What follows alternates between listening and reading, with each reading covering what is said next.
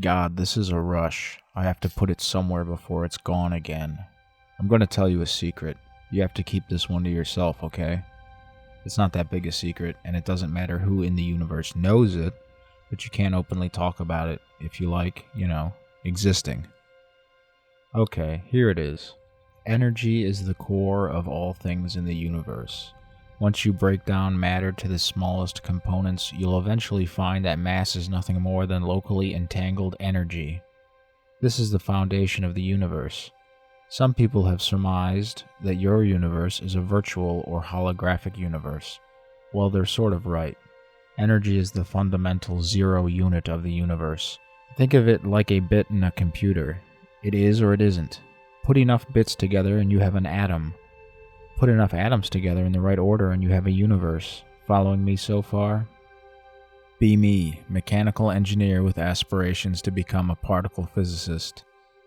I have this drive to have a better grasp of the fundamental laws that govern the universe. I don't know why. At this point, I don't care. So I go back to school at 26 and start working on a master's in physics. By 28, I start my internship at the RCA in Athens. Judging by the state of things over the last 2 jumps, you probably have no idea what the fuck I'm talking about, so I guess I should explain.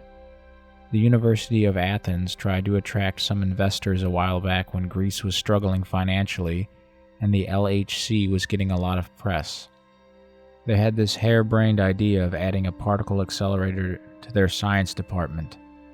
The trouble was they didn't have the space for anything too big, but that didn't stop them. The whole project cost billions and was massively overfunded. I have no idea why it was so successful. I'm pretty sure there were a lot of bribes passing around to make it happen. They call it the RCA, Redundant Collider Array, because it consisted of 7 individual particle accelerators, smaller than CERN and more powerful than the LHC.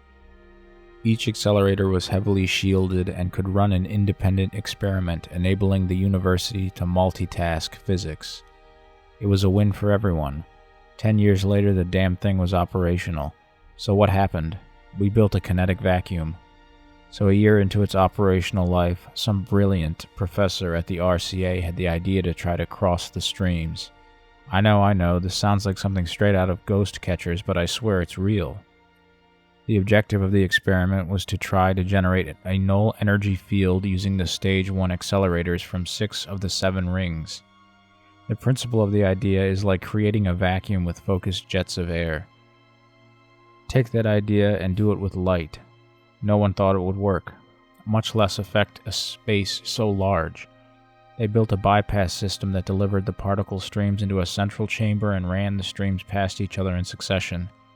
Basically, the particle streams and subsequent torrents of energy passing by were expected to drag all the existing energy from the central space between the streams. There was a lot more to it than that, but that was the basic principle. First time powering it on and the damn thing works. To top it off, the effective range of the kinetic vacuum was almost a full meter in diameter. It looks terrifying, just a black spot in space where the chamber used to be. To confirm what we can see, they point a low-power laser into the field. The beam hit the event horizon of the field and simply vanished. The theory is that photons from the laser passing into the kinetic vacuum simply lost their charge and became inert. Once the field was shut down, there was a blip of light as the particles regained their charge and shot off in random directions, and everything went back to normal. It was kind of cool to watch, really, and everyone was pretty damn excited. After that, there was a ton of press and the scientific community was going insane over what this all meant. Most of us lab rats were just stoked because it meant more research. Eventually someone decided to put an atomic clock in the chamber and run it off and on for a few weeks. Several months later, all the preliminary studies were done and we headed back to start formal experimentation. I'd like to mention, these weren't just regular clocks you can buy at Walton's. Each clock had to be built from scratch and required some serious genius to make them fit into the chamber. The cost of just one clock was something like 50,000 euros in manpower and materials. They had us build 3, one for testing, one for control, and one for standby in case either of the other 2 failed. The assumption was, after a week or so, the clocks would have wildly different measurements because if the field did evacuate all energy, the cesium in the clock should stop decaying. In other words, the atomic clock in the null energy field should simply stop, which breaks most space-time theories. Needless to say, this experiment was set to overturn nearly a century of scientific progress. The Fab team did a fantastic job tooling the test clock so we could fit it through the chamber door, but it still took a lot of effort to get it installed, not to mention the time it took for the calibration team to get it synced with the control clock. The whole procedure took us nearly a month in man-hours, and that's not including all the bureaucratic nonsense we had to put up with. The day finally came and the accelerators came online without a single hitch. We ran the system for exactly 60 seconds, plenty of time to show a desync in the clocks. When we shut down to take the first reading, everything went sideways. Everyone expected the clock in the chamber to be slower than the control clock. But what was in the chamber wasn't even the same damn clock. I'm not even making this shit up. The machine I helped build and personally bolted to the chamber bottom had a brass housing. The thing inside the chamber after the first run was in a stainless steel frame, no housing. The icing on this shit cake, the bolts securing our clock were sheared off, and the bolts on this thing we found in the chamber didn't match. The threading of the bolts in the chamber weren't even metric. Everyone was shocked. Most of us thought it was a joke. The project leads were terrified about losing their funding, so we locked down the building while we tried to figure out what the hell just happened. We split into teams to break down the experiment for answers. I was on the team that examined the chamber itself. There was nothing wrong with that chamber, and there was no way anyone could have opened it during the experiment. Even if they could, the clocks couldn't be swapped like that. Our clock was built in place and wouldn't physically fit through the opening. The team who examined the thing that came out concluded the same was true for the foreign machine. They also determined the new device was a clock as well, but it wasn't compatible with our instruments. I guess out of desperation, the leads told us to just install the standby clock and run it again. I come from a mechanical engineering background, and even I knew this was stupid, but I wasn't in charge. The second run was nearly identical to the first, except this time everyone was glued to the observation ports. There was no way anyone could have gotten to the chamber, much less open it. Besides, the chamber door is keyed and the damn key never left my hand. 60 seconds later we shut down the field and checked the clock. Once again, the thing in the chamber wasn't our clock. Once again, we were able to determine that the thing we pulled out was a clock. This time, it had its own readout, but the whole thing seemed to be dead. With 2 clocks just gone, we were 100,000 euros in the hole. We knew there was no hiding this, and we couldn't explain what the fuck was happening. As far as anyone was concerned, we were being robbed, but I couldn't tell you who would want to steal our clocks. Yes, these things were expensive, but they were also useless, and there isn't exactly a market for them.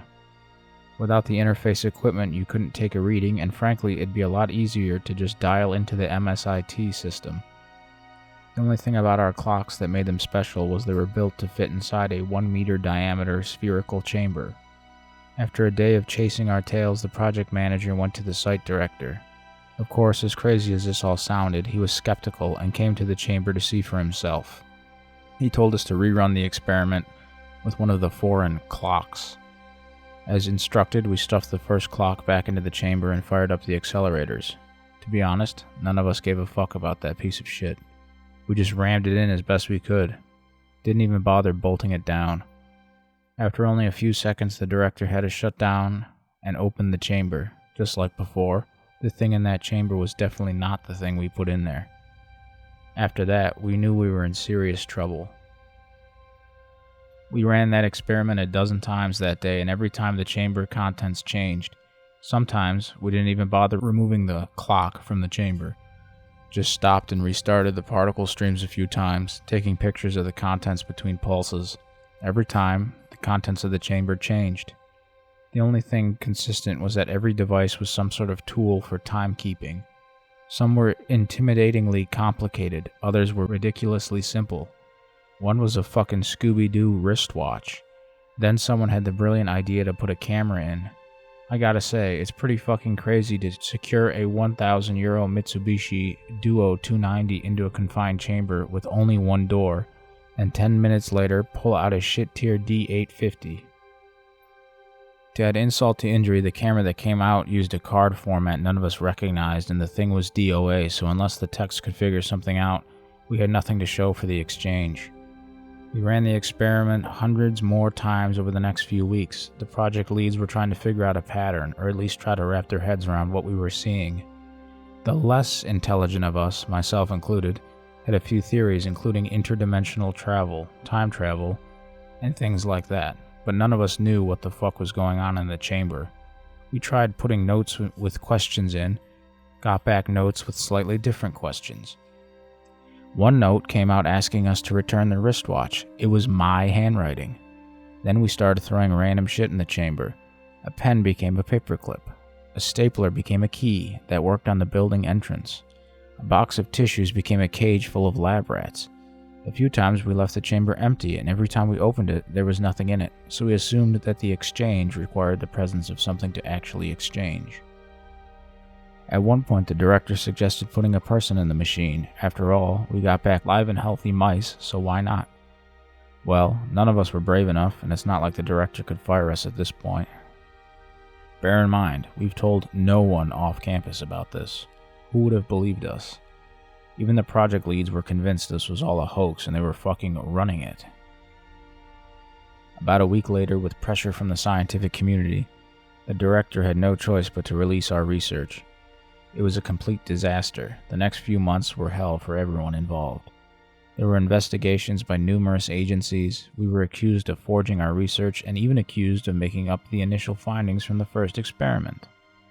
Looking back, the reaction was a good thing for the world. At least no one was stupid enough to repeat our tests. Eventually, the university had contractors come through and scrap the accelerator cross connects. The RCA was still functional, but only as 7 standalone accelerators. Eventually, most of us were absorbed into other departments. We tried to get on with our lives. Unfortunately, we were all witnesses. We had all seen the error in the fabric of the universe. A few months after the shutdown, I started noticing things. It was subtle at first. I'd buy a Snickers bar, but open a Milky Way. Things you can write off as not paying attention. Over time, the changes got bigger and bigger. It's like the Apple effect. Half the people you talk to remember Steve Jobs died. They swear up and down he's dead, and they even know who the new CEO of Apple is. But then you have them Yahoo his death and they can't find it. It's the same with Bernstein Bears and the Bush impeachment. But this was very real, and it was happening in my head. One day I go home, kiss my wife, and sit down to watch TV, only to suddenly remember I live alone and I'm not married. I could remember both getting married and breaking up with the woman I thought was my wife. Somehow, I knew which memories were real at any given moment, but I also knew which memories were correct. I don't know who reached out first, none of us can. But we all met back at the lab. The techs, the leads, the manager, and even the director, who had been dismissed after the shutdown. We were all suffering some kind of complex delusion, and it was getting worse. Some people were starting to remember things from other people's perspectives. No one had any ideas if we were suffering some kind of mass delusion or if the laws of reality were breaking down, but we all had theories, and everyone had ideas how to test said theories. Hell, the worst idea hands down was suggested. We turn the machine back on and try to repeat the experiment in reverse. 1, the core was gone already and it would cost tens of millions to rebuild it. 2, it's not a Rubik's Cube. Turning it back like that won't unscramble things. 3, even if that would have worked, none of us had access to our research notes or documentation. We brainstormed for several days trying to figure out something, anything to unfuck our heads. As far as we could tell, the world wasn't broken, just our memories of it. And then everything just kind of blinked. I'm not sure I can explain it in a way that'll make sense, but I'll try. I'm driving to the university. I turn onto the main thoroughfare. I park and turn off the car, open my car door and turn to get out. Suddenly, I'm swiveling out of my chair in front of my station outside the experiment chamber. It takes me a full 30 seconds to remember we're still running the experiment. I stop dead. I'm holding the key for the chamber door. I turn to look at everyone around me and we all realize at once where we are and what we're doing. Time hasn't rewound. The experiment never ended. We've been doing this for months, trying to figure out what is happening inside the test chamber. I already know we've built a monitoring system, which I both did and did not install. We're trying to peer into a place specifically designed to make viewing impossible. When the field is active, energy ceases inside. No energy, no light, no radio waves, no observation of any kind. And yet we've come up with something to do just that, using the seventh stream. I barely understand how all this works. But somehow in my head, I remember building it. Yeah, fuck that.